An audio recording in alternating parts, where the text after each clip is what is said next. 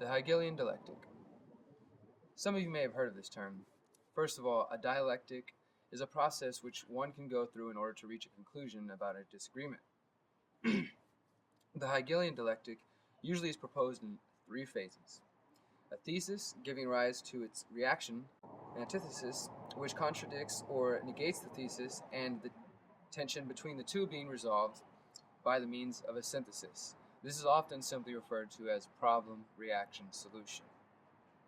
Often governments work covertly in this manner.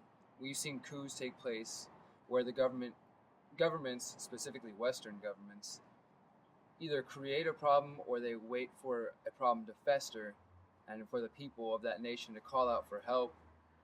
And we like to go in and overthrow through funding of terror groups to create unrest and then install a puppet. So we see a problem, people reacting, a solution offered, takes us further, synthesizing into what the government intended all along.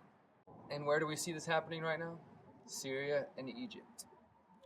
Let's go through the two of those briefly. Many of you have started to recognize that at least a portion of the rebels in Syria are Al-Qaeda, aka a government-created terror group that we are told we're fighting, but somehow now we're supposed to be helping to fight Assad in Syria.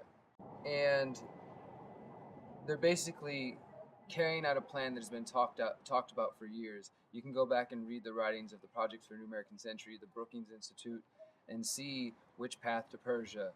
Look up General Smedley Butler and him being told about this after 9/11, about a plan to go into these countries, which we're seeing take place. We also saw the internet shut down in Syria.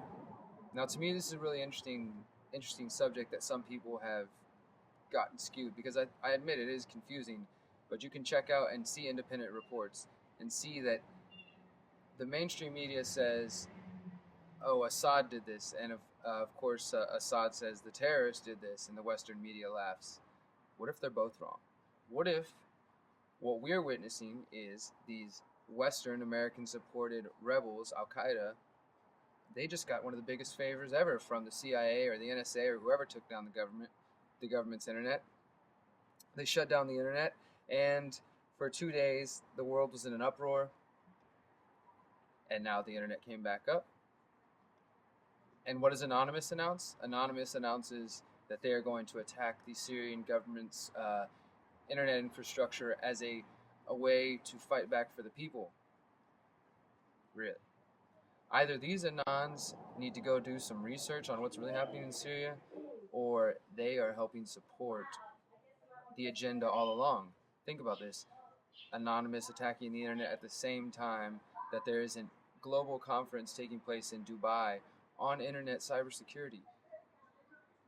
It's helping the plan, it's just furthering the plan. So to me, when I look at that situation from all angles and seeing the way Anonymous is involved like that and continuing to be used as a psyop, look at this. There's regulation being pushed through not only the United States but in other countries, and mainly through international agreements is the way they're choosing to fight to start regulating, controlling the internet. And we're only seeing this further along. So this is an example of problem, reaction, solution. Egypt now. Egypt is something that I've been watching closely since the beginning of the Arab Spring. Many of us watch the clips on the internet and YouTube being played of people running through the streets and celebrating their victories. Almost immediately there were signs that this Arab Spring was actually not as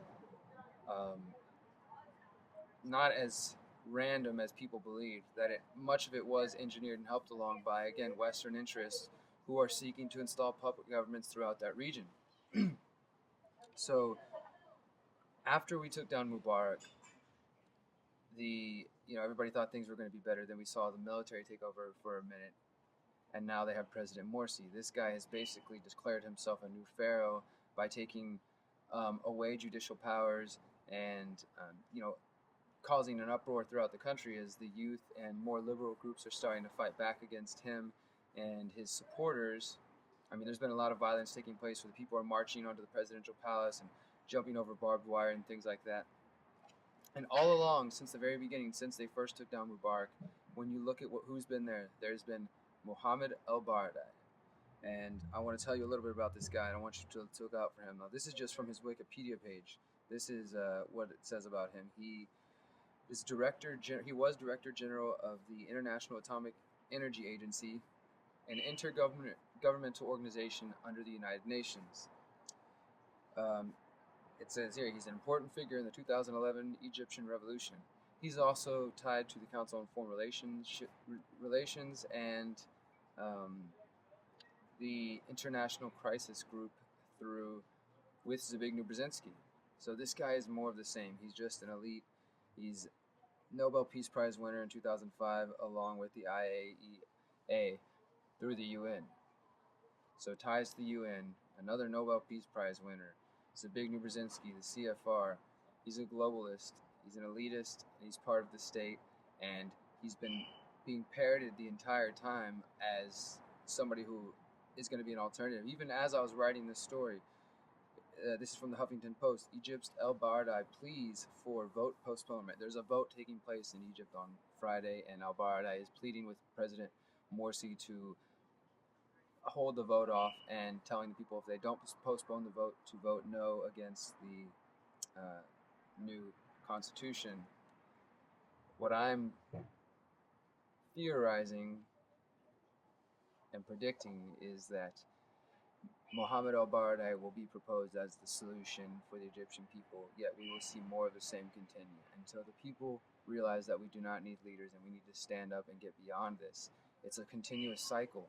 The powers that be, once they're exposed in one manner, they put on a new hat and then they go undercover and install somebody else. And people believe these things have happened in the past. You can look into the 70s and all sorts of countries in Latin America and South America and really all around the world that the Western British governments have been doing this, and it continues to this day. So be aware, be alert, and stay conscious. Remember, you can hear this. You are the resistance. They believe in authority. They don't believe in freedom. 2001, the attacks on our liberty finally begun. They said our freedom is what made them attack. So to protect us, they signed a Patriot Act. They attack, so we fire back with illegal searches and domestic wiretaps. The future I see is quite scary when the government is checking what I read in the library. Military in the street with government arms, constantly being harassed but causing them harm. I don't know how much more I can tell.